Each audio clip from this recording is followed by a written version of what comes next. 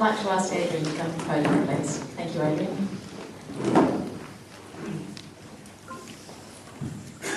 Good evening, everybody. I too would like to acknowledge the traditional custodians of the land we meet. I like the term that the Lord may use of custodians. I think all of us are custodians of the land on which we meet and have a duty to pass the word on in a better shape than we find it. I would like to apologise for Christine not being here. Contrary to popular myth, every dollar that we spend on this campaign we have to raise, and so she is a fundraiser to pay for this campaign. I'd also like to acknowledge all the other candidates and the conveners and the core community groups that put this on tonight. All of you for being here. So it's warming to see a full room for a community event like this. I'll dive straight into West Connect. It's no secret that Look is supported. I did welcome the current Prime Minister's change of policy to have an agnostic approach to transport funding, so that it would be on a needs basis, which would not favour roads, but would favour the best mode of transport for the specific need. So we do need roads. It doesn't mean we stop funding roads, and if you are going to fund roads, then the West Connects project is one that you would fund. It is the missing link that has been the missing link between the M4 and the M5 for decades.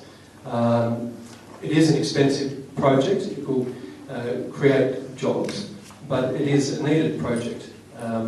So I understand also that for many of the locals here, it does mean upheaval for you, particularly for those whose homes will be repossessed. I don't mean to diminish it by citing The Castle, which is my favourite Australian movie, but underneath that humour there is real pain and a message of somebody's home and being repossessed. It is a necessary project, and while I do acknowledge the pain of those who are interrupted by that project or whose homes have been repossessed, it is a project that is needed, and we have decades backlog of infrastructure in this state.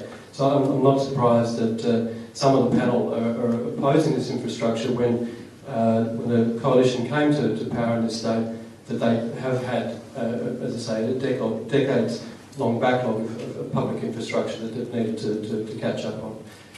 That necessarily creates interruption, particularly during the construction phase.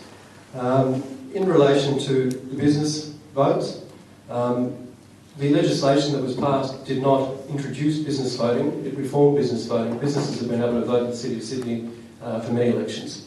What this legislation did is limited the vote to 2 votes per business. So previously, if you had a partnership with more than 2 partners, you had more than 2 votes. This legislation has limited the business voting to 2 votes per business. So ANZ, St George, I think were cited. Those businesses have 2 votes. If you have a local hairdressing salon, that business has 2 votes. If that business is owned, or the director is a local resident, the local resident votes as a resident, doesn't get to have a business vote. So I don't share the xenophobic views of outsiders, coming in to take our city. We are custodians of this city for residents and visitors and businesses. The business votes are, I think, 20% of the overall votes now that the business roll has come in. And I agree with the Wentworth Courier article today that says that won't change the dynamic. I wonder why anybody in this panel would be worried about business voting unless they feel that they haven't done a good job serving businesses in this area. Properly run businesses in the City of Sydney add to residential amenity. They're the hairdressing salons we go to, the cafes that we have lunch at. So, as I say, it's not a new thing, business voting in the City of Sydney. And I think business, which contributes 75% of the rates in the City of Sydney, should have a say. I'm under time. Thank you for listening to me.